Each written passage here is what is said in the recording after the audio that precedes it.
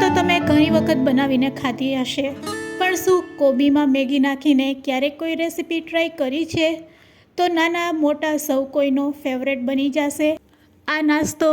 બાળકોના લંચ બોક્સમાં પણ આપી શકો છો અને એકદમ ઝડપથી બની જાય છે. તો ચાલો બધી ટ્રીક અને ટિપ્સ સાથે આજે આપણે કોબી મેગીનો નવો નાસ્તો બનાવતા શીખીશું.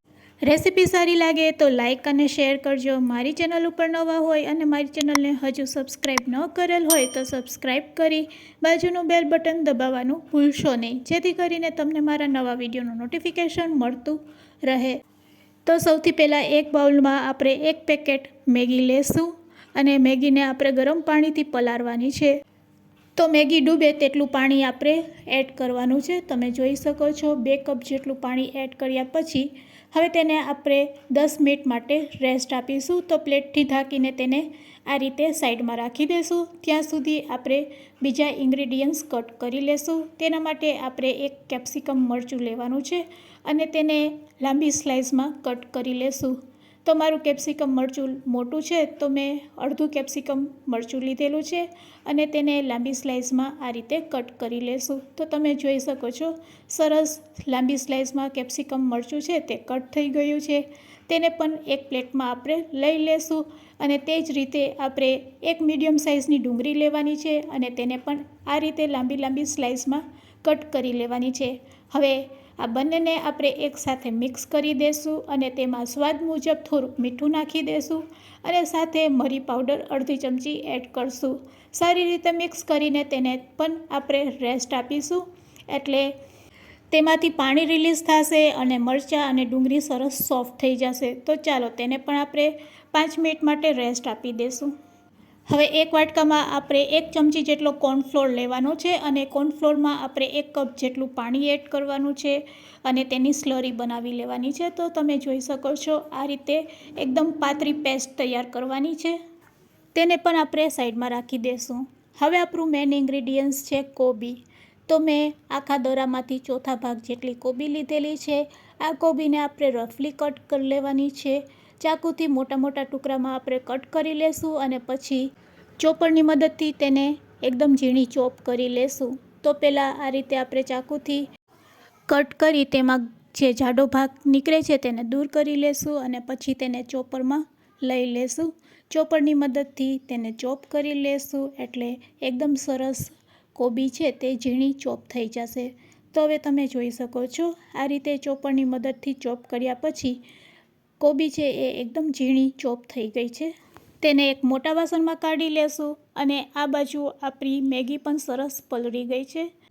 આ રીતે હાથેથી તોડશો તો ઇઝીલી તે તૂટી જાય છે. મેગીના પાણીને દૂર કરવા માટે આપણે ગળણી લેશું અને ગળણીમાં મેગીને લઈ લેશું.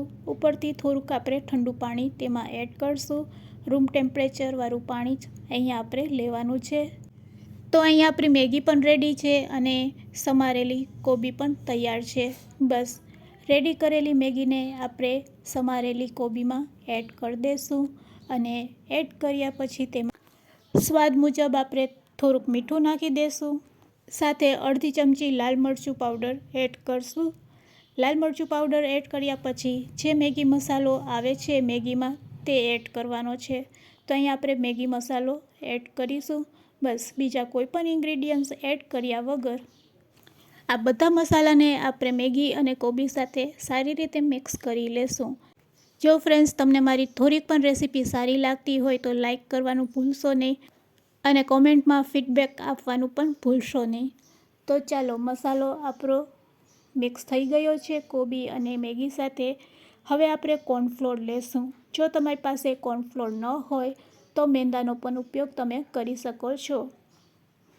તો આ રીતે આપણે હળવા હળવા હાથેથી કોબી અને મેગીને મસાલા સાથે સારી રીતે મિક્સ કરી લેશું. હવે મેં અડધી વાટકી જેટલો કોર્નફ્લોર લીધેલો છે. તૈયાર મિશ્રણમાં તેને એડ કરી દઈશું. લોટ ઓછો લાગે તો આપણે પાછળથી 2 ચમચી એડ કરશું.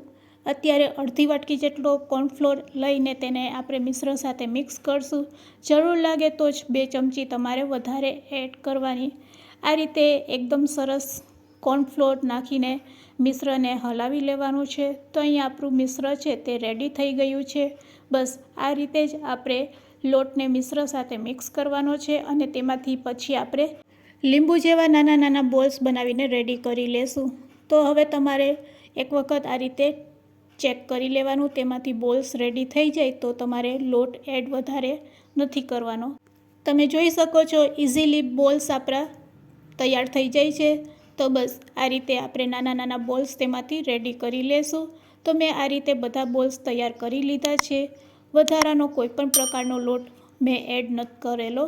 ચાલો હવે તેને આપણે પહેલાં ફ્રાય કરી લેશું. તેના માટે આપણે ગેસની ફ્લેમ ચાલુ કરીશું, કઢાઈમાં તેલ ગરમ કરીશું અને તેલ સારું એવું ગરમ થઈ જાય પછી હાઈ ફ્લેમ ઉપર આપણે તૈયાર કરેલા બોલ્સને તળી લેશું.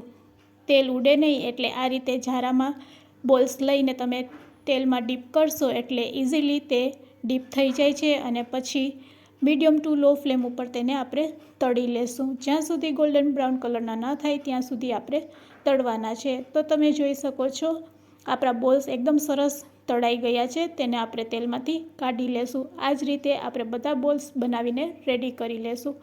તો એકદમ સોફ્ટ અને ટેસ્ટી એવા બોલ્સ આપણા તૈયાર છે.